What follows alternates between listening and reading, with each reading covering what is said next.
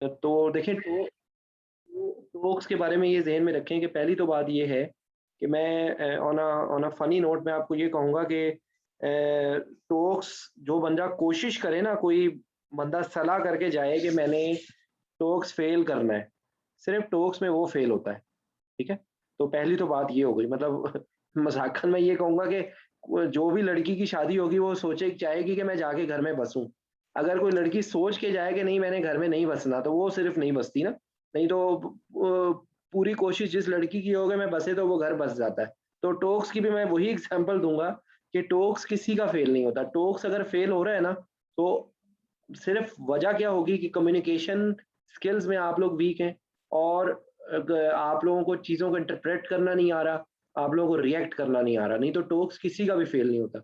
शायद ही कोई मिसाल के तौर पे अगर कोई 100 लोग अपीयर होते हैं टोक्स में, तो शायद कोई 2, 3, 4 लोग फेल होते हैं, 5 लोग फेल होते हैं। इससे ज़्यादा 90% से ज़्यादा लोग टोक्स में पास होते हैं। तो एक तो बात ये है कि टोक्स को के लिए कोई टेंशन लेने की ज़रूरत नहीं है, ठीक है? अच्छा, अब चक्कर ये है कि टोक्स के अंदर अगर अगर कोई बंदा ट्रेनिंग के दरमियान में आप लोग थिएटर के अंदर विजिलेंट रहें, तो टोक्स की तैयारी कोई अलग से कोई होती ही नहीं है, ठीक है? टोक्स के अंदर वही सारी चीज़ें हैं कि जो आप लोग डेली कर रहे होते हैं, वही चीज़ें आती हैं। तो आप लोगों को ज़हन में रखना ये चाहिए कि मिसाल के तौर पे आपकी पेशेंट के साथ डीलिंग होती है, तो प्री ऑपरेटिव असेसमेंट, एग्ज़ामिनेशन, फिर उसके बाद किसी चीज़ के लिए आपने उसको एक्सप्लेन करना है या काउंसल करना है। कोई क्रिटिकल इंसिडेंस हो गया है, वो पेशेंट या पेशेंट के अटेंडेंट्स को एक्सप्लेन करना है या पोस्ट ऑपरेटिव कोई प्रॉब्लम हो गई है, तो उसमें पेशेंट के साथ कम्युनिकेशन में क्या-क्या चैलेंजेस हो सकते हैं, ये ये एक इसका कंपोनेंट है। आप ऑपरेशन थिएटर में खड़े हुए हैं, ऑपरेशन थिएटर में खड़े हुए आपको क्या-क्या चीज़ों के बारे में इन्फॉर्मेशन होनी चाहिए ऑपरेशन थिएटर में। जस्ट आप अपने आप को फ़ोकस करें कि आप अपने आप को ज़रा इमेजिन करें, आप थिएटर में कल जाएँ और परसों जाएँ, तो आप लोग थिएटर में जाके देखें कि क्या-क्या चीज़ें हैं। जो इक्विपमेंट, जो मॉनिटरिंग, जो चीज़ें आपको ऑपरेशन थिएटर के अंदर जिनकी आपको नज़र आ रही होंगी ना थिएटर में, उनके बारे में कोई जो सवालात पूछे जाएँगे ना उस इक्विपमेंट के बारे में, उन चीज़ों के बारे में, वो टॉक्स है। ऑपरेशन थिएटर के दरमियान में आपको कोई कॉम्प्लिकेशन हो जाती है और उस कॉम्प्लिकेशन को आपने एक्यूटली डील करना है। उसकी जो मैनेजमेंट है, उसके ऊपर टॉक्स में स्टेशन आते हैं, ठीक है? तो यानी कि आप समझ लीजिए कि मॉनिटरिंग है, इक्विपमेंट है, कोई भी इस किस्म की जो चीज़ें हैं जो कि आप होते हैं, तो ये जर्नल है। तो यूजुअली जो है वो एयरवे से रिलेटेड इक्विपमेंट है, उसके बारे में क्वेश्चन आ जाता है। उसके बाद जो है कोई इलेक्ट्रिकल इक्विपमेंट है, उनके बारे में आ सकता है। मशीन है, अगर आप मशीन के नाम से डर जाएँगे तो मशीन बहुत मुश्किल है। लेकिन अगर आप मशीन को ये समझेंगे कि मशीन जो है वो आप उसको डिफरेंट कंपोनेंट्स में डिवाइड कर लें और उसके बाद उसको करेंगे कि जैसे एनेस्थीसिया मशीन है, तो उसके अंदर एक ऑक्सीजन आ रही है, बेसिक मतलब आप समझ लें कि मैं बहुत उसको सिम्प्लीफाई कर रहा हूँ। तो या तो ऑक्सीजन की सप्लाई जो ऑपरेशन थिएटर में आ रही है, उसके बारे में आपको पता होना चाहिए। फिर उसके बाद जो है वो जिस किस तरीके से आप ऑक्सीजन को आगे डिलीवर कर रहे हैं, उसके बारे में आपको पता होना चाहिए। ऑक्सीजन के अंदर अगर ऑक्सीजन की जगह कोई और गैस आ जाती है, तो कैसे आपकी मशीन आपको बताएगी कि भई ये ऑक्सीजन नहीं है, ये कुछ और है, ठीक है? तो उसके लिए एजेंट एनालाइज़र होते हैं। फिर ब बाहर ऑक्सीजन का बहुत ज़्यादा प्रेशर है और जो आप पेशेंट को दे रहे हैं, वो एक स्पेसिफिक प्रेशर है। वो प्रेशर को कैसे कंट्रोल कर रहा है या वो कैसे प्रेशर हैं, वो उनकी इन्फॉर्मेशन जो है, वो ऑक्सीजन सप्लाई और ऑक्सीजन के बारे में ये आपको क्वेश्चन हो सकते हैं, ठीक है? उसके बाद जो है सेंट्रल सप्लाई मेनली होती है और एक ऑक्सीजन के सिलेंडर्स होते हैं। तो सिलेंडर की कुछ कलर कोडिंग की प्रॉब्लम्स होती हैं, पिन इंडेक्स होता है, डायमीटर इंडेक्स सेफ्टी सिस्टम होता है। फिर मतलब लाइक है कि मैं आपको एक ओवरव्यू बता रहा हूँ। उसके बाद ऑक्सीजन से रिलेटेड बात खत्म हो गई, फ्लो मीटर है। फ्लो मीटर है, फ्लो मीटर के अंदर जो मॉडर्न एनेस्थीसिया मशीन्स हैं, उनके अंदर तो डिजिटल होता है। तो उनके अंदर लेकिन ये है कि आप लोगों से ज़ाहिर बात है रोटामीटर के बारे में पूछ सकते हैं। उसके बाद जो है आपकी जो अब आप थे देखें ये हो गई ऑक्सीजन की बेसिक चीज़ें और अब आगे फिर ब्रीथिंग सर्किट है, जिसने आपको डिलीवर करना है मशीन से आगे। उसके अलावा जो 2-3 चीज़ें इक्विपमेंट होते हैं, वो एक वेपराइज़र होता है, एक वेस्ट मटीरियल को किस तरीके से थिएटर से निकालना है, तो वो उसके लिए स्कैवेंजिंग होता है। गैस को कैसे ह्यूमिडिफ़ाई करके देना है, तो उसके लिए ह्यूमिडिफ़िकेशन होती है। फिर आपको पेशेंट वॉमिट कर सकता है, तो उसके लिए सक्शनिंग होती है, ठीक है? और उसके बाद जो है सर्जरी करने के लिए इक्विपमेंट होता है, लेकिन उसका आपसे बहुत गहरा ताल्लुक होता है, वो डायथर्मी होती है, ठीक है? उसके बाद जो है आपको अगर कोई एरिथमियाज़ हो गए हैं या कोई ऐसी प्रॉब्लम हो गई है, उसके लिए डायथेरेपी, ये डिफिब्रिलेटर होता है, ठीक है। तो मेनली ये चीज़ें होती हैं। फिर कुछ स्पेशलाइज़ इक्विपमेंट होते हैं, वो मैं उनके बारे में भी हम बात कर लेंगे।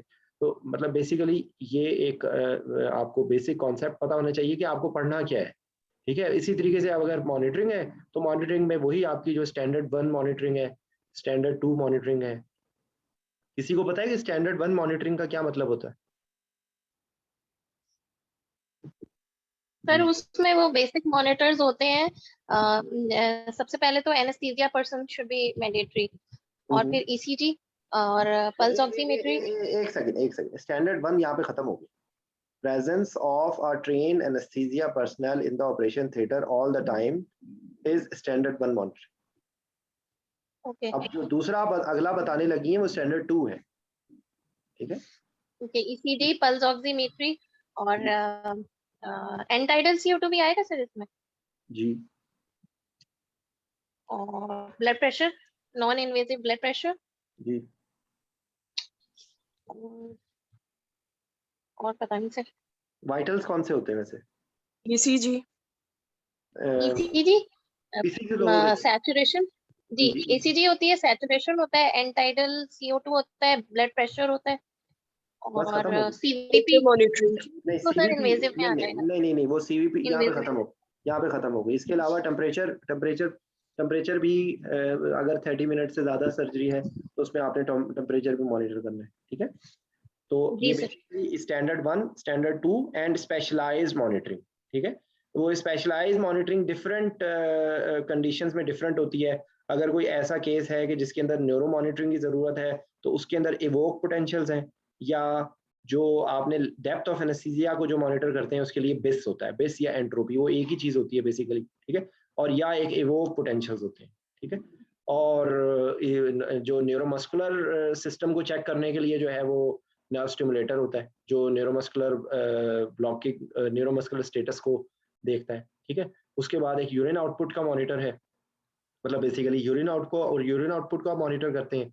उसके अलावा कुछ स्पेसिफिक मॉनिटर्स हैं कि डिफरेंट कंपार्टमेंट के प्रेशर्स, ठीक है।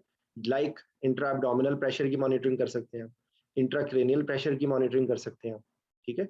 अच्छा, उसके बाद आपने अगर राइट हार्ट का फिलिंग प्रेशर चेक करना हो, राइट हार्ट का फिलिंग प्रेशर, तो वो किस तरह चेक करते हैं, वो किस तरह मॉनिटर करते हैं? Sir PAC catheter. ये लेफ्ट हार्ट के लिए होता है बेटा जी। Sir right heart CVP, CVP sir. Right heart के लिए सीवीपी होता है, लेफ्ट हार्ट के लिए पल्मोनरी आर्टरी कैथेटर होता है, ठीक है। अच्छा, जी सर। अब अगर कार्डिक में ही देखें तो कार्डिक के लिए और स्पेशलाइज्ड मॉनिटर्स और कौन-कौन से हो सकते हैं?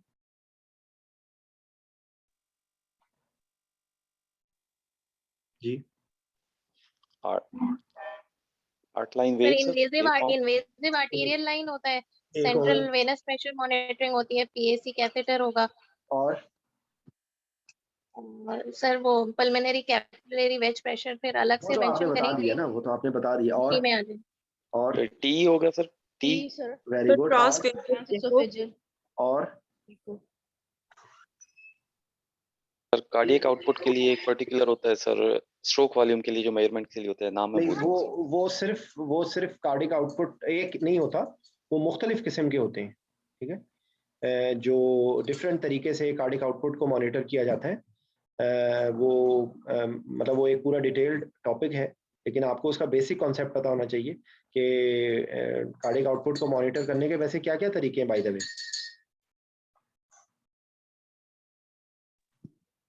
Sir pulmonary capillary wedge pressure जो है वो हम कर रहे थे मॉनिटर उसमें।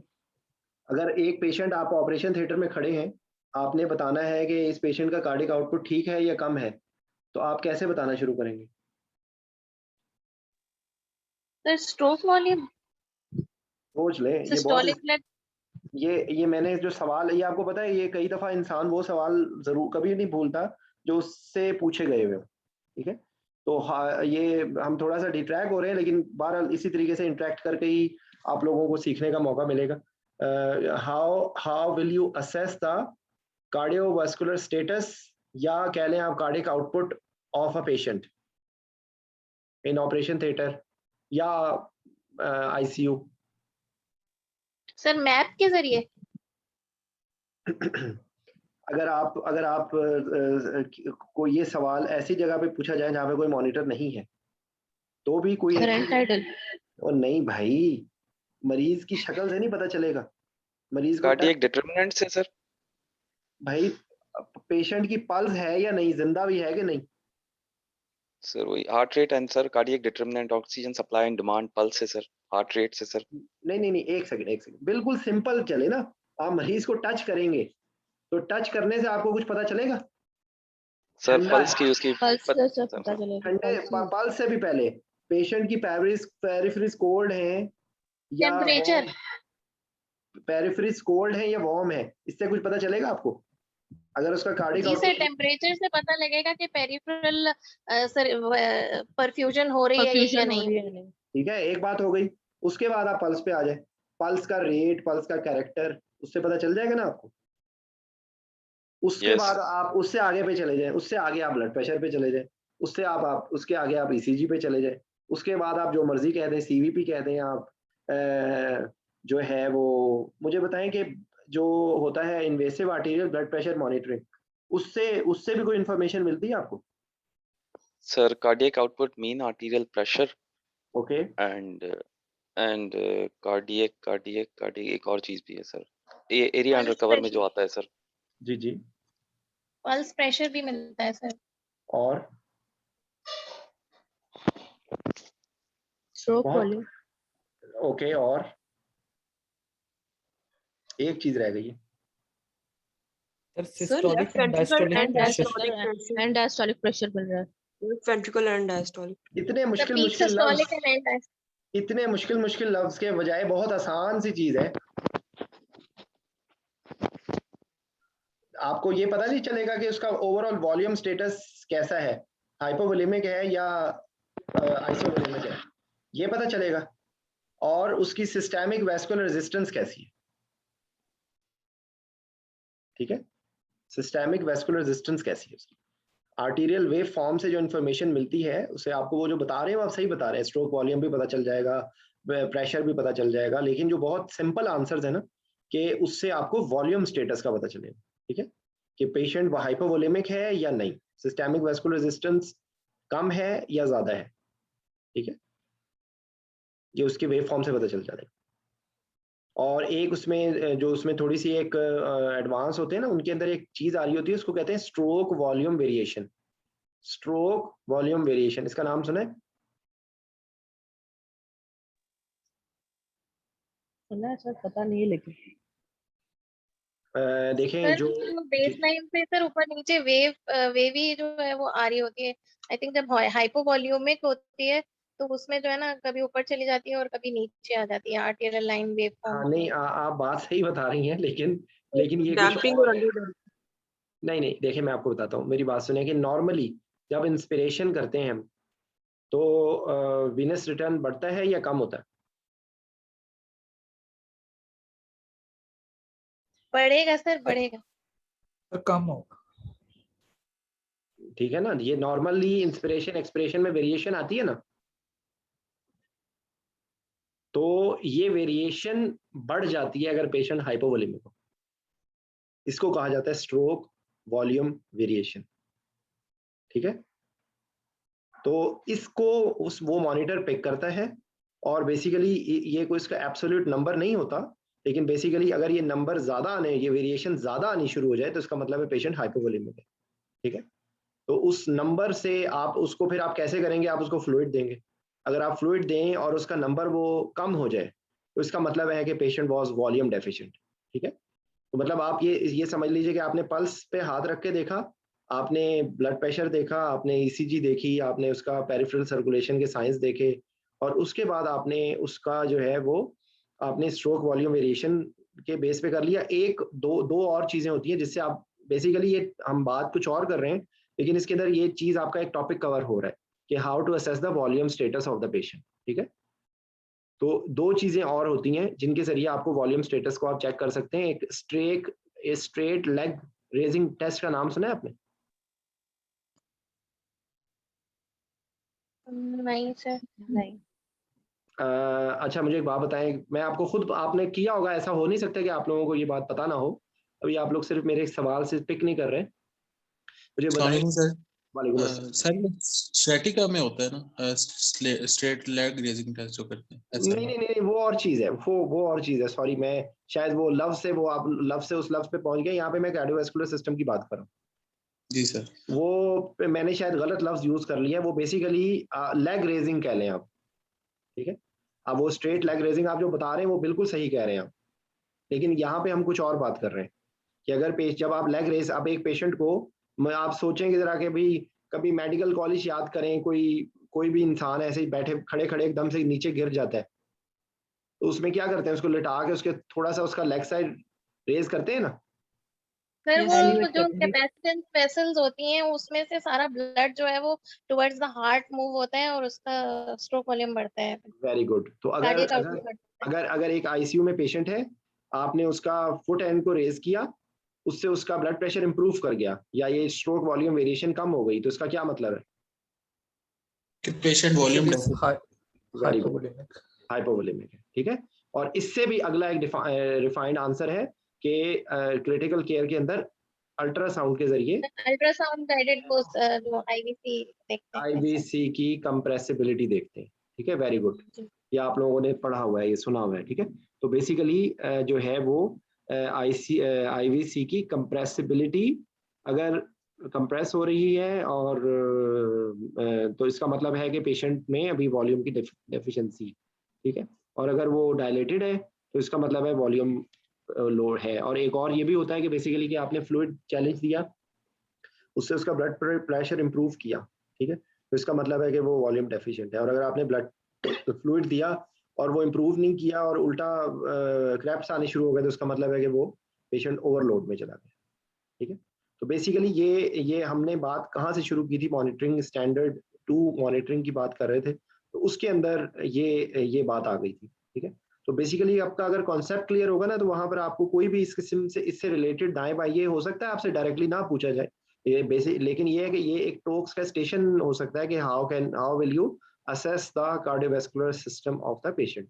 वो आपसे एग्जामिनेशन के तौर पे भी पूछ सकते हैं कि आप एक पेशेंट को एग्जामिन करें, तो उसके अंदर भी बहुत सारी बातें आपके दिमाग के अंदर यही होनी चाहिए कि आपने जो उसकी पेरिफेरल सर्कुलेशन है ना, उसके अंदर यही सारी बातें आ जाएंगी।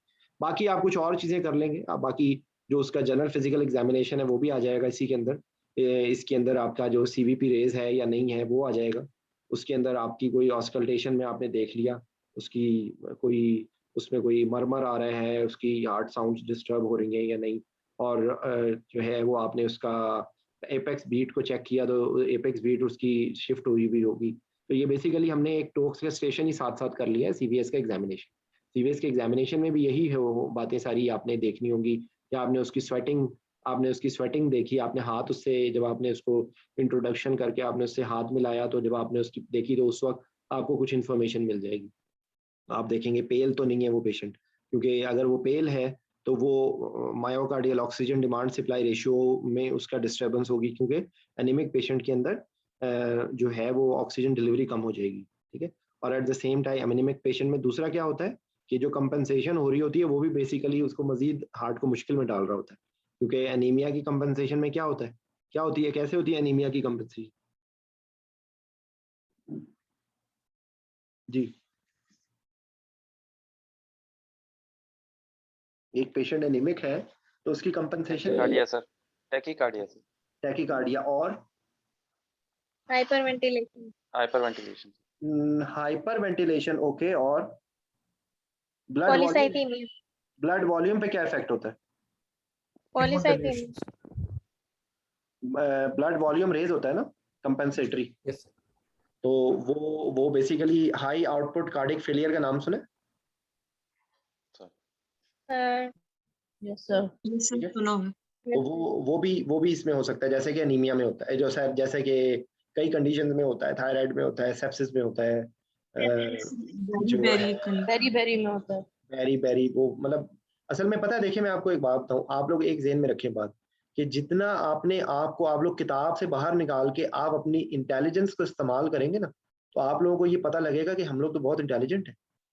हम लोग अगर अपनी अकल को इस्तेमाल करें तो हम लोग सारे काम कर सकते हैं, लेकिन बदकिस्मती क्योंकि हमारे सिस्टम की ये है कि आप लोगों को जो वो वक्त के जिसमें आप लोगों को सबसे ज्यादा अपने ऊपर भरोसा करना चाहिए, उस वक्त आप लोगों को सबसे ज्यादा किताबों में भेज दिया जाता है। ठीक है, क्योंकि ये पोस्ट ग्रेजुएशन है बेटा, ये पोस्ट ग्रेजुएशन है, ये मामा जी का घर नहीं है। ये सिर्फ किताबों वाली बातें जो हैं वो 5वीं क्लास में तो चल जाती हैं, मैट्रिक में चल जाती हैं, एफएससी में चल जाती हैं, इवन अंडर ग्रेजुएट लेवल पे भी शायद चल जाएंगी, क्योंकि वहां पे आप एक एक सब्जेक्ट पढ़ रहे हैं। ठीक है, आप फिजियोलॉजी में वाला सिर्फ फिजियोलॉजी पढ़ रहा है, मेडिसिन सॉरी फार्माकोलॉजी वाला सिर्फ फार्माकोलॉजी पढ़ रहा है, मेडिसिन के अंदर भी आप कुछ स्पेसिफिक किस्म की चीजें। अब ये इट्स सीरियस बिजनेस। ठीक है, now you are becoming a consultant, जिसमें आपको सारी चीजों की इंटरप्रिटेशन करके आपको एक रिजल्ट निकालना है। तो वो रिजल्ट निकालने के लिए आपको आप लोगों को किताबों से अपने आप को आउट ऑफ बॉक्स थिंकिंग पे लाना पड़ेगा। और मैं आपको दावे से कहता हूँ कि आप सब लोग, जिन 9 लोगों से 8 लोगों से मैं बात कर रहा हूँ, आप सब लोग अपने कॉलेज के, अपनी यूनिवर्सिटी के आप लोग टॉपर होंगे।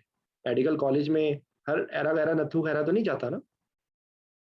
तो इसलिए पहले तो आप लोग अपने ऊपर ट्रस्ट करना सीखें, क्योंकि आप लोग किताबों के अंदर घुस के रट्टों के पीछे लग के आप लोगों ने अपना बेड़ा गर्क कर लिया बस। ठीक है ना, तो अगर आप अपने आप को उस कैद से बाहर निकाल लेंगे ना, तो आप लोगों के बहुत सारे मसले हल हो जाएंगे। ठीक है, तो ये मेरा एक मैसेज है, जाहिर बात है, क्योंकि मेरा मकसद आप लोगों को कोई लकीर का फकीर नहीं है। मैं आप लोगों को मैं आपको एग्जाम लीक्स नहीं कर रहा। मैं आप लोगों को सिर्फ एक आइडिया ओवरव्यू दे रहा हूँ। कुछ बातें पहले मैं डिस्कस कर चुका हूँ, इसलिए आई वुड लाइक कि आप लोग सुने। तो आप लोगों को इसलिए मैं कई दफा मैसेज भेजता रहा हूँ कि आप लोग वो सुनो सुनो सुनो, उसमें से कोई चीज समझ नहीं आती है तो वो मुझसे पूछो, वो मेरे लिए भी आसान होगा, आप लोगों को भी ज्यादा फायदा होगा। ठीक है ना, क्योंकि सारी बातें एक डिस्कशन में खत्म करना मुमकिन नहीं है। मैं तो आप लोगों को एक ओवरव्यू देने की कोशिश कर रहा हूँ। ठीक है, तो कमिंग बैक, बहुत ज्यादा बातें हो गई। मॉनिटरिंग के बारे में हम बात कर रहे थे। ठीक है, स्टैंडर्ड 1, स्टैंडर्ड 2 मॉनिटरिंग, उसके अंदर हमने कार्डियोवास्कुलर सिस्टम की बात कर ली। और कार्डियोवास्कुलर सिस्टम से मैंने आपको एग्जामिनेशन के बारे में बता दिया कि अगर आप किसी पेशेंट में गए, आपने उसका हैंड शेक किया, हैंड शेक करके आपने उसकी देखा, फिर आपने पल्स का देखा, पल्स का कैरेक्टर देखा, इसके बाद आपने उसका ब्लड प्रेशर ले लिया, फिर आपने उसकी नेक पे देख लिया, 45 डिग्री पे आपने उसकी नेक वेन्स वगैरह देख ली, फिर आपने उसका उसके फेस में आपने कोई, अगर आपको फाइंडिंग नजर आ रही है, या आपने उसकी टंग में आपने उसका एनीमिया देख लिया, आई में आपने उसका एनीमिया देख लिया, उसके बाद आपने कोई नेक वेन्स की प्रोमिनेंस देख ली, कोई आपको जो मोटा मोटा, क्योंकि आमतौर पे वहां पर पेशेंट नहीं होता टोक्स में, बिल्कुल यंग पेशेंट को, यंग बंदे को, किसी को वहीं के वर्कर वगैरह को किसी को बिठाया हुआ होता है, तो उसमें आपको कोई फाइंडिंग नहीं मिलेगी। और वो आपको सिर्फ, आप गए हैं, आपने जाके ग्रीट किया है, आपके चेहरे पे एक स्माइल है, आप कॉन्फिडेंट हैं, उस सारी चीज़ों के नंबर है। आपने किया है, आपने उनसे बात करते वक्त आपने उनको सलाम किया है, आपने अपना इंट्रोडक्शन कराया, आप जो की है उसके अंदर उसके नंबर्स होंगे। ठीक है, आप पोलाइट हैं, आप उनके साथ जो भी कर रहे हैं, आप उसको एक्सप्लेन कर रहे हैं कि मैंने आपका मुआयना करना है, आपको कहीं पे किसी जगह पे कोई तकलीफ तो नहीं हो रही, कोई मसला तो नहीं हो रहा। फिर उसके बाद अगर आपने एग्जामिनर को कहा है एक्सपोजर, क्योंकि अब मौसम, अब तो इतना इस वक्त कोई सर्दी अभी नहीं शुरू हुई है, लेकिन बहरहाल आपने हाथों को रब करना है, इसके भी नंबर होंगे। ठीक है ना, आपने अगर एक्सपोज करना है तो आप उनसे पूछ लें कि I would like to expose the patient, male patient होगा वो आमतौर पे एक्सपोज हो जाएगा। ठीक है ना, तो बेसिकली ये सारी चीजें हैं, और उसके साथ अब आपको कुछ चीजें भी उनको परफॉर्म करके दिखानी होंगी। तो उसके अंदर आपने जो मैंने आपको ये सारी बता दी है। रेस्पिरेटरी सिस्टम में थोड़ी सी इससे 1-2 चीजें ऐड हो जाएंगी, रेस्पिरेटरी सिस्टम को भी बात कर लेंगे अभी थोड़ी देर में। वो आप लोगों को मैंने बेसिक बात बता दी, अभी हम मॉक कर लेते हैं उसका। ठीक है, तो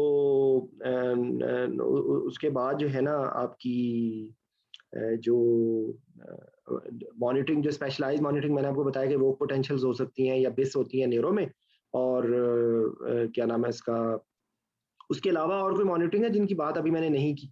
और कुछ चीजें होती हैं मॉनिटरिंग जिनका आपको ऑपरेशन थिएटर में फेस करना पड़ सकता है? सर यूरिन आउटपुट मॉनिटरिंग आती है स्टैंडर्ड 2 मॉनिटरिंग? स्टैंडर्ड 2 में यूरिन आउटपुट असल में काफी अरसे से ये एकेडमिक बुकिश पढ़ा नहीं है, ये चेक कर ले। मेरा ख्याल है कि यूरिन आउटपुट और टेम्परेचर दोनों जो है ना वो टाइम बार्ड है। अगर आधा घंटे की या 1 घंटे से ज्यादा की सर्जरी है तो उसके अंदर आता है, बेसिक मॉनिटरिंग में नहीं आता। सर एंड टाइडल मैक आता है सर? एंड टाइडल आएगा, मैक नहीं है। तो मैक और उसके अलावा अभी वही तो मैं आपसे, इसलिए तो मैं आपसे पूछ रहा हूँ कि और कौन कौन सी मॉनिटरिंग करते हैं, अभी तो मैंने कुछ बताया ही नहीं है मॉनिटरिंग। और कौन कौन सी मॉनिटरिंग है जो की जाती है, आप लोग सोचे ना, सोच के बताएं। Neuromuscular blocking, neuromuscular monitoring. Very good. और और SSCP sir, I am sorry, SSCP नहीं? वो इवैक पोटेंशियल बता दिया ना, वो एक पोटेंशियल बता दिया। और एंटाइडल हो गया, पल्स ऑक्सीमेट्री हो गया, ईसीजी हो गया, और इसके अलावा क्या क्या मॉनिटरिंग। अब हमने स्टैंडर्ड 1 स्टैंडर्ड 2 की बात कर लिया, मुझसे आगे जा रहे हैं। मैंने आपको कहा कि पेशेंट का टेम्परेचर भी डिफरेंट साइड्स पे मॉनिटर होता है। मैंने आपको इंट्रा एब्डोमिनल प्रेशर का भी बता दिया, आईसीपी का भी बता दिया। और लेकिन ये मैंने गैर इररेलेवेंट ज्यादा बता दिए, इंपॉर्टेंट अभी आप लोगों ने बताने। सर वो ब्रेन ऑक्सीमेट्री हो सकता है? I am sorry, brain oximetry वो आप ये समझ लीजिए कि वो न्यूरो मॉनिटर में वो पोटेंशियल्स में आ जाएगा, बेस में आ जाएगा। ऑक्सीमेट्री ठीक है, वो भी हो गया। जुगुलर वीनस ऑक्सीजन सैचुरेशन हो गई। और अभी आप बेसिक पे, मैंने स्पेशलाइज बात कर ली है, बेसिक आप लोगों ने नहीं बताई अभी। सोचे जरा, वेंटिलेटर की basic blood pressure. Sir ABGs नहीं, सर, उससे भी पहले ventilator pressure. Very good, ventilator के प्रेशर। देखिए ना आप, वहां से हम लोग, मैंने जानबूझ के स्किप किया, मैंने कहा पूछता हूँ आप लोगों को, याद कराता हूँ, ठीक है, ताकि आप लोग एयरवे प्रेशर्स, ठीक है, जो वेंटिलेटर पे जो स्क्रीन पे जो प्रेशर्स आ रहे होते हैं, एयरवे प्रेशर्स बहुत इंपॉर्टेंट होते हैं ना हमारे लिए। Yes sir. ठीक है, एयरवे प्रेशर्स। अच्छा, उसके बाद क्योंकि आप लोगों का कसूर नहीं है, क्योंकि पाकिस्तान में वो अवेलेबल नहीं है, बहुत कम जगहों पे अवेलेबल होता है, लेकिन बहरहाल आपने जब मॉनिटरिंग का, आप कहीं एग्जाम में किसी फोरम में आए तो आपको ये एटलीस्ट दिमाग में होना चाहिए कि एक एजेंट एनालाइजर होता है। ठीक है, एजेंट एनालाइजर होता है जिसके अंदर inspiratory concentration, expiratory concentration, MAC value, ठीक है, मैक वैल्यू उसमें, क्योंकि बेसिकली वो होता ये है, ये आपको इसलिए पता होना चाहिए, आपको कॉन्सेप्ट पता होना चाहिए इस चीज का, क्योंकि जो मॉडर्न मशीन्स होती हैं, उसका बहुत आसान, मैं आपको एक तरीका बताऊं, आप प्लीज लिखें यूट्यूब पे video, how modern anaesthesia work station works. आपको कोई ना कोई इसमें वीडियो मिल जाएगी। बेसिकली उसका फायदा आपको ये होगा कि आपको एक दफा नजर आ जाएगा कि इंटरनेशनल जो मॉडर्न मशीन्स होती हैं उनमें कैसे होता है। तो लेकिन मैं आपको जबानी बताने की कोशिश करता हूँ ताकि आपको एक आइडिया हो जाए। एजेंट एनालाइजर में एक इंस्पिरेटरी आपको नजर आ रहा होगा, एक एक्सपिरेटरी नजर आ रहा होगा। एक्सपिरेटरी इज इंपॉर्टेंट, ठीक है, क्योंकि इंस्पिरेटरी तो वो होती है जो कंसंट्रेशन आप दे रहे हैं, और जो एक्सपिरेटरी आ रही होती है that is the one which is being achieved. और उसके हिसाब से उसके अंदर डाटा जब आपने एंटर किया होता है ना, तो वो डाटा के हिसाब से वो कैलकुलेट कर रहा होता है उस एज के, वो उसका एक बिल्ट इन होता है। वो 100% एक्यूरेट नहीं होता, लेकिन वो एक आपको आइडिया हो जाता है कि आप कितनी मैक दे रहे हैं।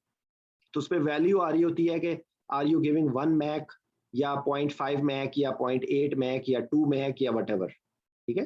यानी कि जो आपने डायल को कंसंट्रेशन जिस चीज पे रखा होता है वो एक अलग चीज होती है, ठीक है, लेकिन एक्चुअली अचीव क्या कर रहे हैं आप, वो किन किन फैक्टर्स पे डिपेंड करता है। कौन कौन से फैक्टर्स होते हैं जिनके जरिए मैक अचीव जो करता है वो डिपेंड करता है। शाबाश, कोई बताओ। Fresh gas flow, very good. और एनेस्थेटिक कंसंट्रेशन, वेरी गुड, 2 हो गई, वेंटिलेशन 3 हो गई, और MAC according to the patient age and जो भी है सब। ठीक है, और एक बस रह गई कि वो agent itself, sir agent itself. और आप इसको इनडायरेक्टली, अगर आपने इसको मॉनिटर करना हो, एक मैक का तरीका होगा, और कैसे आप मॉनिटर कर सकते हैं इस चीज को।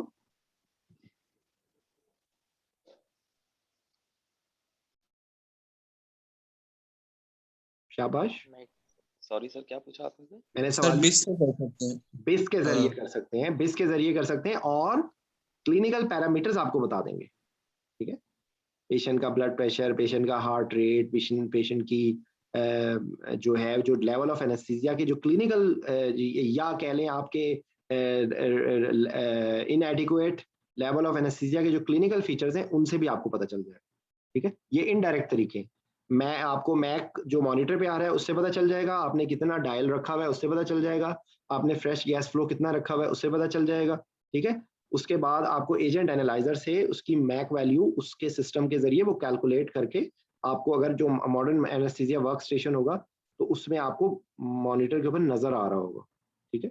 उसके अंदर इवन जो होता है ना, ऑक्सीजन की इंस्पिरेटरी ऑक्सीजन की कॉन्सेंट्रेशन आ रही होती है, उसके अंदर एंड टाइडल ऑक्सीजन आ रही होती है, उसके अंदर जो है वो क्या उसको कहते हैं,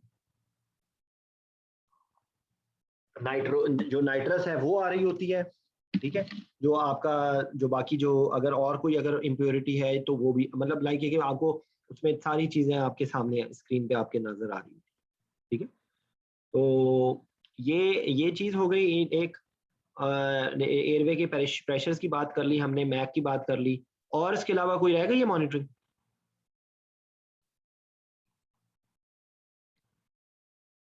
अब आप सोचें जरा अपने दिमाग को जरा। Very good. टेम्परेचर के बारे में भी बात करता हूँ, टेम्परेचर को भी मैंने छोड़ा हुआ है।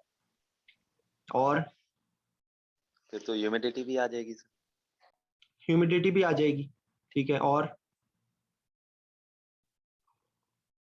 और in and out in OT sir. ठीक है। और एयर सर्कुलेशन जो 15 to 20 पर मिनट होती है वो सर, एयर रोटेशन। हाँ वो ठीक है, वो आपका स्केवेंजिंग और जो पार्टिकल सोडा पर, बाइट। हाँ बेसिकली जो एंड टाइडल है ना, एंड टाइडल से आपको एक तो इंफॉर्मेशन, अच्छा चले हम एंड टाइडल की बात कर लें। एंड टाइडल से आपको क्या इंफॉर्मेशन मिलती है sir? Hyper ventilation, hypo ventilation, rebreathing, tube confirmation, rebreathing, type of breathing, obstruction okay and malignant hyperthermia. Okay And sir, is there any leakage in the tubing of capnography and okay. lung transplant, sir? अब एक Patient second, on एक second. अब आपने पता है, आप लोगों ने सारी बता दी है, लेकिन वो चीज की, cardiac output. Thank you very much. सबसे पहले आपको कार्डिक आउटपुट का पता चलता है, समझ आई? कार्डिक आउटपुट जिंदगी का इससे पता चलता है ना। एंड टाइडल अगर एयर एम्बोलिज्म होता है, एंड टाइडल गायब हो जाता है, क्योंकि ऑक्सीजन जब यूटिलाइज होगी तो CO2 पैदा होगी।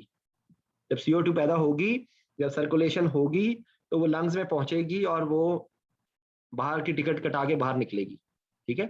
तो ये एंटाइडल है। और एंटाइडल से सोडा लाइम की परफॉर्मेंस का भी पता चलता है, ठीक है, क्योंकि इंस्पिरेटरी वहां पर भी आ रहा होता है।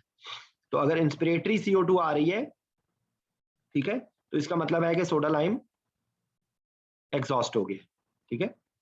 तो आपको कुछ इसी में ही अगर हम बात कर लें, एंटाइडल को भी यहीं पे खत्म कर लेते हैं। एंटाइडल का क्या वर्किंग प्रिंसिपल होता है?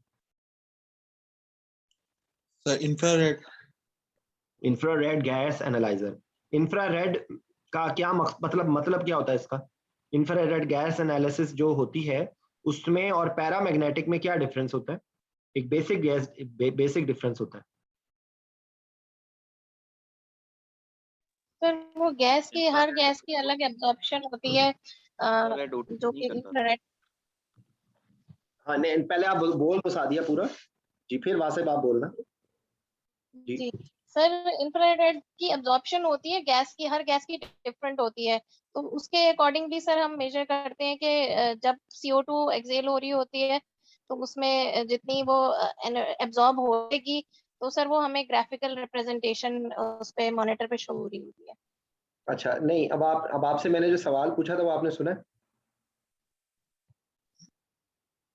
मेरा सवाल कुछ और सर था। आपने कहा इंफ्रारेड इंफ्रारेड। नहीं करता सर, इंफ्रारेड O2 पे नहीं करता, पैरामैग्नेटिक O2 पे करता। Very good. नहीं हाँ ठीक है, अब आप करीब आ गए, अब आप करीब आ गए, लेकिन इसमें एक और डिफरेंस, बेसिक डिफरेंस इसमें ये होता है कि इंफ्रारेड जो होती है वो ऐसी गैस को मॉनिटर करते हैं, ऐसी गैस को एनालिसिस करते हैं जिसमें दो डिसिमिलर एटम्स हो। जैसे कार्बन डाइऑक्साइड है तो उसमें कार्बन है और ऑक्सीजन है, एम आई राइट? जो पैरामैग्नेटिक होता है that analyse the gases which has similar atoms. जैसे कि कौन सी गैसेस हो सकती है? ऑक्सीजन और oxygen, nitrogen, helium. Helium. Helium, ठीक है। नाइट्रोजन। नाइट्रोजन, ऑक्सीजन, हीलियम, ठीक है। तो बेसिक प्रिंसिपल में इसका डिफरेंस ये होता है, बाकी वो वही जो बाकी आप बता रहे हैं वो सही बता रहे हैं। अच्छा, जो एंड टाइडल होता है, एंड टाइडल को कैसे मतलब लाइक कि उसका जो ग्राफ होता है उसके कितने कंपोनेंट्स होते हैं?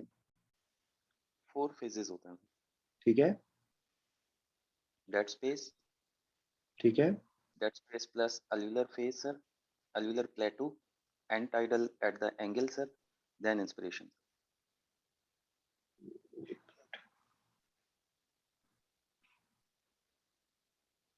कुछ इस किस्म की पिक्चर होती है ना, स्क्रीन नजर आ रही है ना आपको? Sir, Yes, sir. सर तो ये जो, अच्छा ये जो फेज नजर आ रही है ए से बी, ये क्या चीज है? dead space, sir. Dead space. Okay, उसके बाद ये एक्सपिरेटरी फेज है, ठीक है। Expiratory phase, sir. उसके बाद प्लेटू, ये Alveolar किससे होता phase. है जी? Alveolar phase. Alveolar plateau, sir. इसमें मिक्स आ रहा होता है, ठीक है। Sir, mix B to C नहीं है, sir. Dead space plus alveolar gas. नहीं, इनिशियल जो राइज होता है वो किस तरह होता है? Sir, VQ status होता है एक तो C पे, sir, corner पे. अच्छा,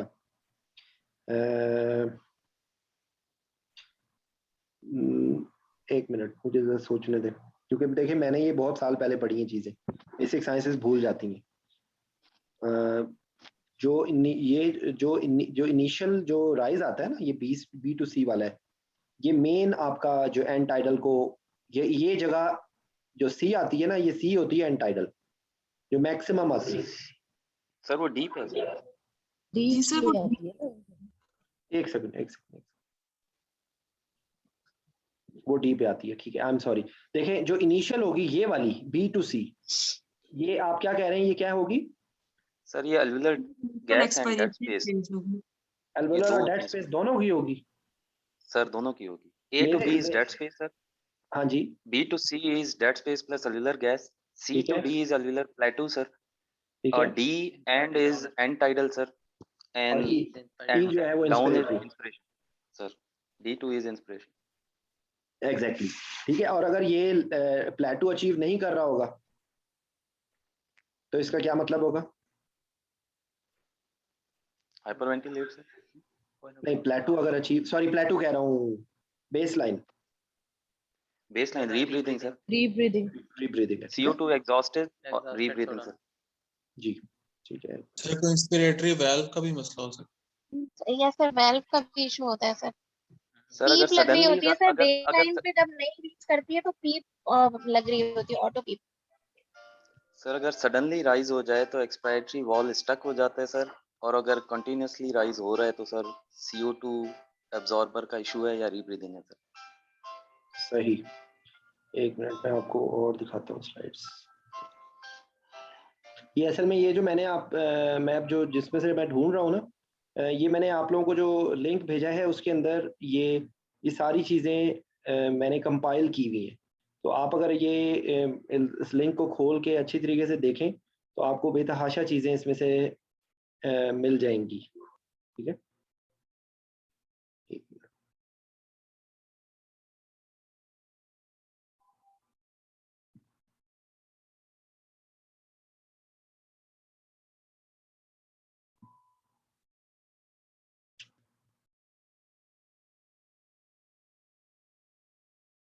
अच्छा, ये जो है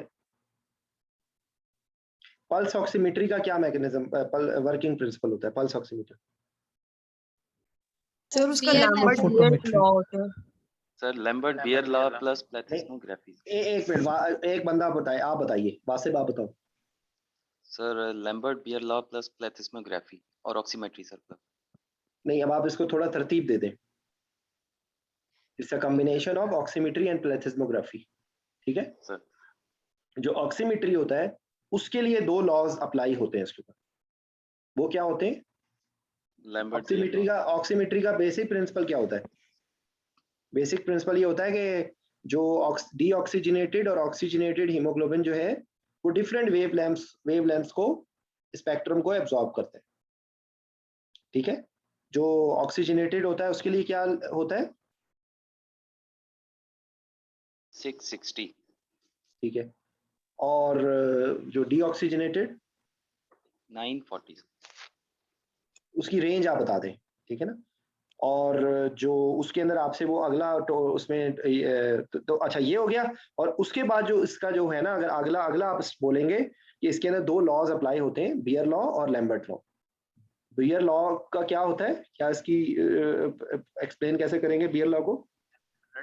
Sir, it is directly proportional to the absorption. नहीं,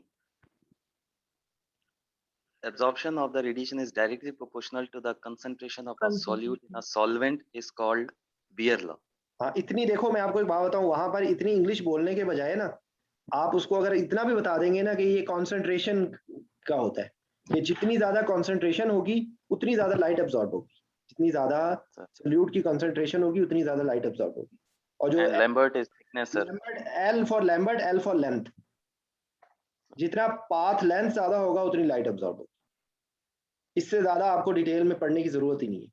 अगर आप लोगों ने, मुझे आज तक कभी नहीं समझ आया, मैंने तो इतना ही अपनी जिंदगी को आसान बनाया, मैंने इतना ही पढ़ा है, इससे ज्यादा को आप डिटेल में ज्यादा जाने की जरूरत ही नहीं। और जो प्लेथिस्मोग्राफी होता है उसका क्या प्रिंसिपल होता है सर? वो पल्सेटाइल को सर डिटेक्ट करता है। Very good, it detects the pulsatile flow of blood. ठीक है, तो वो आपसे जो टोक्स के स्टेशन में आपसे वो जो पूछेंगे ना, वो यही पूछेंगे कि भाई पल्स ऑक्सीमेट्री उसका वर्किंग प्रिंसिपल क्या है। यही सवाल है, यही जवाब है, आप याद कर लें बस इसी तरीके से, यही जवाब आपको देना है। और अगला वो आपसे सवाल पूछेंगे कि क्या लिमिटेशंस होती है, तो लिमिटेशंस में क्या बताएंगे आप? Sir hypothermia. लिमिटेशन में आप सादिया कार्बन बताओ। मोनोऑक्साइड। जी जी जी जी। सर कार्बन मोनोऑक्साइड में जो है वो फॉल्स हाई रीडिंग्स आती हैं। और इसके अलावा सर जो मेथियोग्लोबिनीमिया होता है उसमें फिक्स्ड होती है 80% पे। ओके। और हाइपोथर्मिया में सर डिक्रीज रीडिंग्स आती हैं। ओके सर फिलहाल तो यही याद आ रहा है। देखें आप इसका, अगर आप इसको ज्यादा बेहतर तौर पे दें का कि इसके लिए जो कंपोनेंट है ना उन्हीं को ही अटेंड कर लें आप, कि इसके लिए सर्कुलेशन का होना बहुत ज़रूरी है। तो अगर पेशेंट बहुत ज़्यादा हाइपोथर्मिक होगा, सर्कुलेशन अगर पुअर होगी तो उसके अंदर ये रीडिंग इसकी अनरिलायबल हो जाएगी। या अगर हीमोग्लोबिन की कोई एबनॉर्मल टाइप है, ठीक है, या एम्बिएंट लाइट बहुत ज़्यादा है जो उसकी एब्जॉर्प्शन में प्रॉब्लम कर रहा है, कोई ऐसा हिना लगाया हुआ है, कोई ऐसी नेल पॉलिश लगाई हुई है कि जो उसके साथ इंटरफेयर कर रहा है, तो तब भी वो उसमें नहीं करेगा। ठीक है, तो इसमें आपके इन दो जुमलों में आपकी सारी बातें कवर हो जाएंगी। ठीक है, तो अच्छा एक उसमें एक और वो पूछते हैं, आइसोबेस्टिक पॉइंट क्या होता है? सर कौन सा पॉइंट? आइसोबेस्टिक वो wavelength at which वो वेवलेंथ जिसके ऊपर एब्जॉर्प्शन सेम उस पे हो सर, सेम होती है, Oxy and ऑक्सीजनेटेड और डीऑक्सीजनेटेड। वो पता नहीं, ये दो होते हैं, एक 505 होता है मेरे ख्याल, और एक कौन सा? Sir 805 580 and 805। 580 एंड 805। ठीक है, तो बेसिकली आइसोबेस्टिक पॉइंट से ही उसको करके वो मेजर करता है। ठीक है, और इसकी जो प्रिंसिपल है, इसको एक कोऑक्सीमीटर का प्रिंसिपल होता है जिसमें एक से दो से ज्यादा वेवलेंथ्स यूज की जाती हैं, तो उसके अंदर डिफरेंट जो हैं वो टाइप्स ऑफ हीमोग्लोबिन्स को आप आइडेंटिफाई कर सकते हैं। फिर उसके बाद ये सेरेब्रल ऑक्सीमेट्री के लिए यूज किया जाता है, तो वहां पर भी इसका यूज हो सकता है। बस आपको इतना ही, आपसे टोक्स के स्टेशन में अगर पल्स ऑक्सीमेट्री के बारे में पूछेंगे तो यही पूछेंगे। एंड टाइडल CO2 के डिफरेंट आपको ग्राफ्स अभी मैं ढूंढता हूँ, मुझे मिल नहीं रहे, मैं आपको दिखा देता हूँ। वो आप पिछली रिकॉर्डिंग देखिएगा, उसके अंदर मैंने काफ़ी ज़्यादा उस पर डिटेल डिस्कशन की है। ठीक है, तो ये हो गया। उसके बाद आपका जो है ये जो है blood pressure, how to monitor, how to measure blood pressure.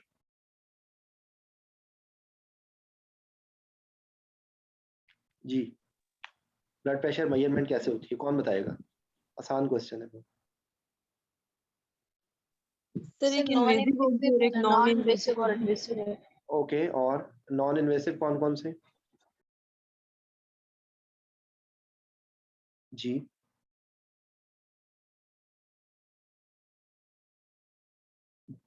कौन बताना चाहता है वो हैंड रेज कर दे।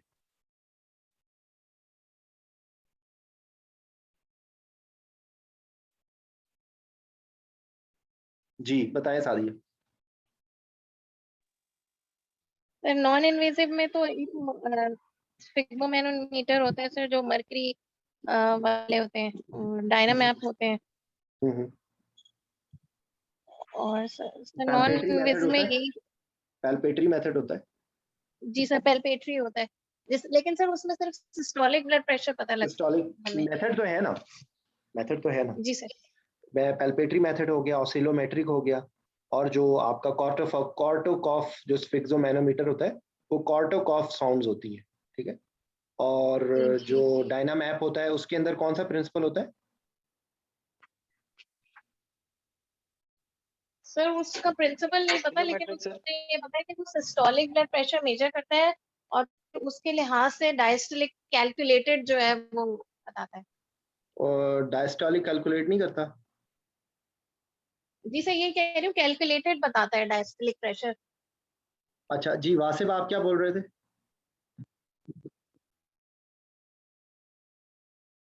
आप कुछ बोलने लगे थे वासिफ। सर ऑसिलोमेट्रिक वो किस लिए होता है? वो डायनामैप के अंदर यही प्रिंसिपल यूज होता है, ऑसिलोमेट्रिक होता है, ठीक है। डायनामैप के अंदर ऑसिलोमेट्रिक होता है प्रिंसिपल, ठीक है। जो इन्वेसिव होता है ब्लड प्रेशर, उसका क्या वर्किंग प्रिंसिपल होता है? Wheatstone bridge. Wheatstone strain gauge principle working Strain- on wheat. जी, उसमें 3 रेजिस्टेंस अगर वो होंगी, फिक्स होंगी, तो चौथी रेजिस्टेंस आपको पिक करेंगे, ठीक है। वहाँ पे एक डायफ्राम होता है, जो डायफ्राम के अंदर जो मैकेनिकल वेव्स आती हैं वो उनको इलेक्ट्रिकल सिग्नल्स में कन्वर्ट करता है ट्रांसड्यूसर, ठीक है, और उसको अंदर न्यूमेरिक वैल्यूज के अंदर वो करता है, वेव फॉर्म की फॉर्म में दिखाता है, ठीक है। उसके अंदर वो आपसे और जो इसके बारे में पूछ सकते हैं वो डैम्पिंग, कौन कौन से फैक्टर से डैम्पिंग होगी, ठीक है। डैम्पिंग का मतलब ये होगा कि अगर किसी भी वजह से जो प्रेशर है उससे कम वैल्यू आ रही है, ठीक है, जो प्रेशर है उससे कम वैल्यू आ रही है तो वो डैम्पिंग होती है। डैम्पिंग के अंदर डायस्टोलिक प्रेशर ज्यादा आ रहा होता है, ठीक है, और सिस्टोलिक प्रेशर कम आ रहा होता है डैम्पिंग के अंदर। और इसके अंदर एक बहुत बड़ा फैक्टर होता है कंप्लायंस। जो कंप्लायंस ऑफ द सर्किट है, अगर वो कंप्लायंस ज़्यादा होगी तो वेव डैम्प हो रही होगी। अगर बहुत ज़्यादा जो आपने स्टॉप जो क्या नाम है उसका 3 वेव्स या स्टॉप कॉक्स आपने लगाए होंगे तो उससे भी वेव डैम्प होगी, ठीक है। अगर कहीं ऑब्स्ट्रक्शन हो रही होगी सर्किट में तो उसमें भी डैम्प हो रही होगी, ठीक है। जी जी सादिया। यही बताना चाह रही थी कि उसमें बबल्स होंगे या सॉफ्ट ट्यूबिंग होगी, या फिर स्टॉप कॉक की जो नंबर्स हैं वो ज्यादा होंगे, तो they all lead to damping, जी, तो जिसको आपको हम देखिए ओवर डैम्पिंग कहते हैं। क्योंकि ये बहुत ज़्यादा इसमें डिटेल आपसे पूछने का टाइम ही नहीं होगा। अगर कोई आपसे बहुत डिटेल पूछे तो आपका एक नंबर कट जाएगा, इसलिए इसमें परेशान होने की ज़रूरत नहीं। बेसिक जो चीज़ है ना वो यही पूछी जाएगी आपसे। अगर आपको इतना भी आता है तो यू विल पास, ठीक है। और उसके बाद ये हो गई, ब्लड प्रेशर हो गया, एंटाइटल हो गया, पल्स ऑक्सीमीटर हो गया। अच्छा, टेम्परेचर के लिए देखें, मुझे बताएं कि what is difference between core temperature and body temperature, जो क्या नाम है इसका, सरफेस टेम्परेचर, इसमें क्या फ़र्क होता है? सबसे एक्यूरेट ब्लड प्रेशर टेम्परेचर का कहाँ मेजरमेंट की होती है? सबसे एक्यूरेट कौन सा होता है? Tympanic and oesophagus. Panic membrane and oesophagus. Tympanic. नहीं, इससे भी ज़्यादा एक्यूरेट होता है रेक्टल। जी। Like Pulmonary pulmonary artery artery catheters. Pulmonary artery. Pulmonary artery कहते हैं, ठीक है। रेक्टल टेम्परेचर की क्या क्या एडजस्टमेंट करनी पड़ती है?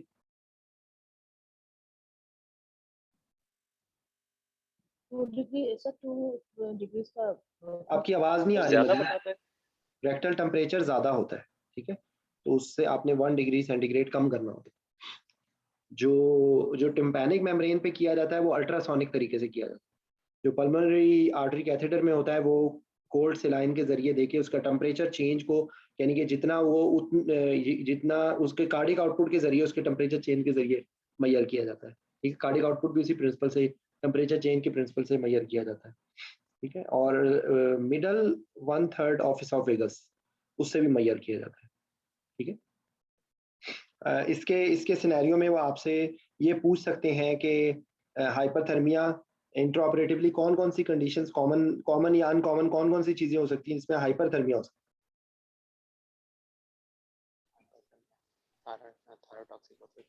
आवाज बहुत कम आ रही है। जिसने सर भी thyroid storm, phaeochromocytoma, malignant hyperthermia. और ये आप गलती से वो हो गए, म्यूट हो गए। और बोलो जी। Sir atropine syndrome anticholinergic syndrome में है शायद नहीं। अच्छा देखिए, मेरी बात सुनिए। आप लोग ये बताते हुए एक बहुत सिंपल सी चीज आप भूल रहे हैं। क्या पेशेंट की increase ambient temperature of the water. Increase ambient temperature. देखिए सिंपल चीजें पहले बताएं। आपने वो अगर कोई वार्मिंग डिवाइस लगाई हुई है, वो आपने बहुत ज्यादा आपने दे दिया तो उससे भी टेम्परेचर बढ़ जाएगा। ठीक है? हो सकता है कि कोई पेशेंट के अंदर ऐसी पैथोलॉजी हो जिसकी वजह से उसका टेम्परेचर बढ़ रहा हो, सेप्सिस हो, उसको कोई उसकी ऐसी क्लिनिकल कंडीशन हो जिसकी वजह से उसका टेम्परेचर बढ़ रहा हो। ठीक है, तो ये बहुत सिंपल सा क्वेश्चन है, जस्ट आपको कॉमन सेंस का। और उसके मैलिग्नेंट हाइपरथर्मिया अगर हो तो उसमें कैसे पता चलेगा आपको और कैसे मैनेज करेंगे?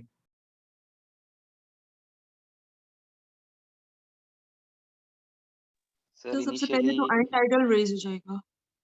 जी जी। और sir doubling tripling of end tidal tachycardia, increase consumption of oxygen and late finding is increase temperature. अच्छा, इससे भी पहले कोई चीज आपने बताना है? सर ट्रिस्मस कह रहे हैं? नहीं, Sir, masseter muscle spasm. उससे भी पहले malignant hyperthermia usually will occur when which things you are using. Sir triggering stop करेंगे सर, ट्रिगरिंग स्टॉप करेंगे sir. Sodium with inhalational agents, sir. अच्छा देखिए, मेरी बात सुने। एक बंदा वॉलंटियर करे, वो बोले ताकि ये सबको फायदा हो। एक बंदा बोले, कौन बताना चाहता है? अदनान आप बताना चाहते हो? सादिया, एक मिनट। डॉक्टर अस्मा आपने बताना है? अगर आपने नहीं बताना तो फिर मैं उनसे पूछूं। जी बताएं, शाबाश। मैं बता देती हूँ सर। मैं सर हमें सबसे पहले तो सर उसके अंदर एंटाइडल से सबसे ज्यादा रेज जाता है सर, ट्रिस्मस हो जाता है। एक सेकंड, वो आपसे देखिए, मेरी बात सुने।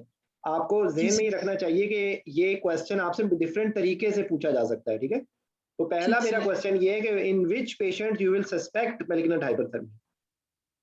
ठीक सर। सर एक तो यंग पेशेंट्स में भी हो सकता है सर ज्यादा कॉमन, और सर जिनमें हम इनहेलेशनल एजेंट यूज कर रहे हो सर, जिसमें हम डिपोलराइजिंग मसल रिलैक्सेंट्स यूज कर रहे हो। बस खत्म हो गई बात। और कौन सी सर्जरीज होती हैं जो होती हैं ज्यादा इनमें चांसेस होता है?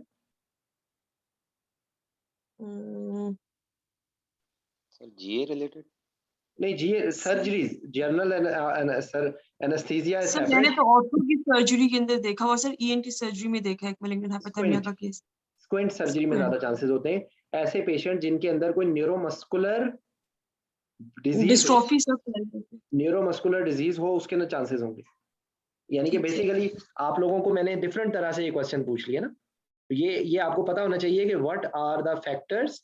ये आपने जो बताए ये एनेस्थेटिक फैक्टर बताया ना, कि आपने उसमें किया है न्यूरोमस्कुलर डिपोलराइजिंग या आपने इनहेलेशनल एजेंट्स, तो कुछ और फैक्टर्स भी तो होते हैं ना, कुछ सर्जरीज सर एक होती हैं। पेशेंट रिलेटेड फैक्टर हो सकते हैं, एक सर्जरी रिलेटेड फैक्टर हो सकते हैं, और सर एक एनेस्थीसिया रिलेटेड फैक्टर से तीन में हम डिवाइड कर सकते हैं इनको। Thank you. और अगर आपने इसी में पहला एक और क्वेश्चन है जो आपसे पूछ सकते हैं कि कोई ऐसा तरीका होगा कि आप पहले से सस्पेक्टेड पेशेंट को आप स्क्रीन आउट कर लें? सर उनकी हिस्ट्री से, उनकी फैमिली हिस्ट्री को देख सकते हैं, प्रीवियस जो कोई जो सर्जरी हुई हो उसके मतलब पूछ सकते हैं उनसे, या उनकी कोई पूछ सके कजन वगैरह है, किसी की डेथ तो नहीं हुई इंट्रा ऑपरेटिवली। ठीक है, और इसके लिए कोई टेस्ट होता है, कोई टेस्ट किया जाता है? जी सर, मेथड्स। एक मिनट पे ये पूरा सवाल उनको जवाब देने दें, फिर मैं आपको उससे पूछता हूँ। ठीक है, मेथड्स होते हैं। वो कैफीन कॉन्ट्रैक्चर टेस्ट होता है ना? हाँ सर, कैफीन कॉन्ट्रैक्चर बिल्कुल समझ में हाइपोथर्मिया के लिए होता है। ठीक है, तो ये बात हो गई। अब आप मिसाल के तौर पे आप सर्जरी करवा रहे थे, तो सडनली जो है वो उसके अंदर एंटाइडल बढ़ना शुरू हो गया, हार्ट रेट बढ़ना शुरू हो गया, what will you do? Sir सबसे पहले तो हम उसको सर्किट को सर चेंज करके उसके बैक मास वेंटिलेशन कर सकते हैं, कॉल फॉर हेल्प कर सकते हैं, इंक्रीज FiO2 करेंगे सर, फ्लूइड्स को रश करेंगे, टेम्परेचर चेक करके सर उसके बाद हम कोल्ड सलाइन देते हैं सर। इसके अलावा इनहेलेशनल एजेंट्स को हम चेंज कर देते हैं, और Sir, airway breathing circulation, call for help, increase FiO2, change the circuit, cold saline, और सर ये stop the surgeon, stop the surgeon, उसको फॉर इन्फॉर्म करेंगे कि स्टॉप कर दे सर्जन। देखें अब आप ये जो बता रही हैं ना, ये आप सही बता रही हैं, लेकिन इसमें थोड़ा सा अपनी चीज़ों को तरतीब दे दें। एक तो ये क्योंकि हम पहली इमरजेंसी कर रहे हैं, तो इमरजेंसी के लिए पहला आप एक जनरल रूल याद रखें। Sir stop triggering agent. हाँ, पहला जुमला आपने बोलना है, immediately call for help, stop trigger agent, inform the surgeon, my approach will be airway breathing circulation, I will give 100% oxygen, I will यहाँ जैसे मैलिग्नेंट हाइपरथर्मिया में है तो आपने यहाँ पे फौरन बोल देना है कि I will immediately call for help, immediately stop surgeon, immediately disconnect the circuit and call for start using oxygenating the patient with ambu bag, ठीक sir. and immediately call for ask someone to bring ventroline and to bring vapor free machine. And sir, continue anesthesia with IV drugs and non-depolarizing muscle relaxants. हाँ नहीं देखें, ये तो बहुत मतलब ये आप बता देंगे, लेकिन असल यहाँ पे प्रायोरिटी जो है वो आपने कूलिंग मैन्यूवर्स पे है, ठीक है। आप लोग immediately you will pass Foleys, you will pass NG tube and start cold saline irrigation, ठीक है। और उसके बाद जो है वो डेंट्रोलिन आप immediately you will immediately ask to prepare dantrolene, वो आपसे डेंट्रोलिन की डोज पूछ सकते हैं। और कितनी डोज होती है डेंट्रोलिन की? 2.5 mg per kg followed by 1 mg per kg नहीं, boluses up to 10 mg। नहीं, ये 1.5 आप मिक्स कर रहे हैं। 2.5 सर, 2.5 सर। नहीं, वो आपने 2.5 बोला है, लेकिन आपने अगला जो बोला है ना 1.5, ये followed by 1 mg per kg for as a bolus sir, till 10 mg तक दे सकते हैं सर। अच्छा ठीक है, वो शायद मैं बेसिकली आप मतलब 70 kg का पेशेंट है तो 9 वायल्स देंगे सर, उसके बाद जो बोलसेस देंगे वो 4 वायल्स की देंगे सर। ठीक है, मतलब बेसिकली वो जो है ना टोटल आप दो ये इसके अंदर मुझे याद नहीं पड़ता कि कोई 1 मिलीग्राम पर केजी का इस तरह बोलस है। 2.5 मिलीग्राम और 10 मिलीग्राम ये मुझे याद है, ठीक है। 2.5 मिलीग्राम का बोलस होता है और मैक्सिमम डोज इसकी 10 मिलीग्राम पर केजी होती है। जो ये आप इन्फ्यूजन बता रहे हैं ना, या आप ये स्मॉल बोलसेस बता रहे हैं, ये उसके लिए होता है जो इंट्रालिपिड होता है, ठीक है। मुझे याद नहीं है, अगर कहीं लिखा हुआ है तो सही लिखा होगा। I am not saying that you are saying something wrong, लेकिन ये जो मुझे जितना याद पड़ता है वो 2.5 और 10, वहां पर हम लोगों ने याद किया था 1.5 एंड 12 एंड 2.5 एंड 10, वो 1.5 ml पर केजी, और फिर आपने स्टार्ट कर देनी है इन्फ्यूजन, और आपने फिर बोलस को रिपीट करना है और आपने इन्फ्यूजन को डबल कर देना है, और उसके बाद फिर मैक्सिमम डोज जब 12 ml पर केजी तक हो जाए तो आपने उसको स्टॉप कर देना, उससे ज्यादा नहीं देना, ठीक है। एनीवेज, डेंट्रोलिन का क्या मैकेनिज्म ऑफ एक्शन होगा? कैल्शियम चैनल ब्लॉकर्स पे इफेक्ट करेगा, सार्कोप्लाज्मिक रेटिकुलम के ऊपर इफेक्ट करके कैल्शियम को सर दोबारा से वापस लेकर जाएगा, रिलीज को रोकेगा, कैल्शियम की मजीद रिलीज को रोकेगा, ठीक है। अच्छा, ये हो गया। इसकी डिफरेंशियल डायग्नोसिस क्या होगा मैलिग्नेंट हाइपरथर्मिया का? थायराइड स्टोन्स हो सकते हैं। थायराइड स्टोन के अंदर बाकी सारी चीजें तकरीबन कॉमन होंगी, डिफरेंस चीज क्या होगी? सर एंटाइडल रेज नहीं होगा? एंटाइडल उसमें भी रेज हो सकता है सर, मसल रिजिडिटी नहीं होगी थायराइड स्टॉर्म में सर, एंड एंटाइडल इतना जल्दी नहीं बढ़ेगा सर। एंड सर तीसरी भी एक चीज है सर, उसकी मैनेजमेंट में रिजिडिटी इसमें ज्यादा होने के चांसेस होंगे। जो है ना उसकी मैनेजमेंट में तकरीबन जो बातें बताई है ना, तकरीबन उसके अंदर यही सारी बातें होंगी, ठीक है। उसके अंदर आपने फोकस करना है कि आपने पेरिफेरल कन्वर्शन को रोकना है, तो उसके लिए आप उसमें बीटा ब्लॉकर कहेंगे, उसके अंदर आप स्टीरॉयड बोलेंगे, प्रोपाइल थायोरेसिल आपने एनजी ट्यूब डाल के कर दी है, लेकिन इमीडिएटली इफेक्ट नहीं होगा, तो उसके अंदर वो बीटा ब्लॉकर, स्टीरॉयड और जो है ना पोटेशियम आयोडाइड, ठीक है, वो वैस्कुलरिटी को कम करेगा। बाकी वही कूलिंग मैन्यूवर्स होंगे, वही एयरवे ब्रीदिंग सर्कुलेशन होगी, कॉल फॉर हेल्प होगी, और रिससिटेट, ये एक जुमला और याद कर ले, resuscitation, management and evaluation will go side by side, ठीक है। ये तकरीबन सारी इमरजेंसीज के अंदर ये जुमला आपका फिट हो जाएगा, ठीक है। और जो है टेम्परेचर से रिलेटेड एक हाइपोथर्मिया हो गया, यही ज़्यादा चांसेस इसी के ही हैं। टेम्परेचर हो गया, यूरिन आउटपुट हो गया। ये मॉनिटरिंग के बारे में थोड़ा सा एक आइडिया मैंने आपको दे दिया।